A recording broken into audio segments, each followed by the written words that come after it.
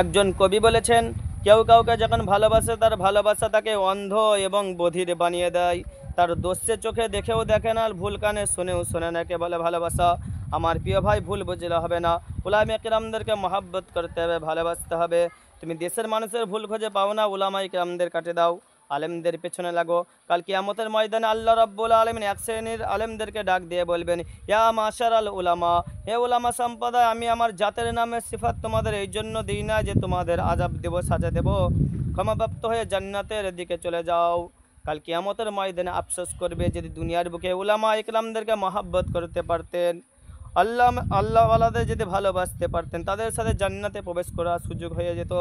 নবীজি সাল্লাল্লাহু আলাইহি সাল্লাম বলেছেন, আল মারউ মাআ মান আহাব্বা, যে যাকে ভালোবাসবে, দুনিয়ার বুকে যার সাথে যার মিল হবে তার সাথে তার হাসর হবে।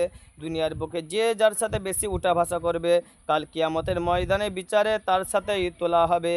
আমার প্রিয় ভাই, তুমি দেশের লোকের ভুল খুঁজে পাও না, আলেমদের পেছনে লাগো, মসজিদে মুয়াজ্জিনের পেছনে লাগো। কাল মরার পরে কিয়ামতের দিনে বুঝবে কি অবস্থাটা হয়। নবীজি সাল্লাল্লাহু আলাইহি সাল্লাম বলেছেন, সম্ভব হয়তো সোনার কপাল নিয়ে যদি দুনিয়ার বুকে এসে থাকো, সম্ভব হয়তো আলেম হয়ে যাও। আলেম যদি হতে না পারো, ওয়ারিসুল আম্বিয়া যদি না হতে পারো, তিনাদের পথযাত্রীর তলেবুল ইলম হয়ে যাও।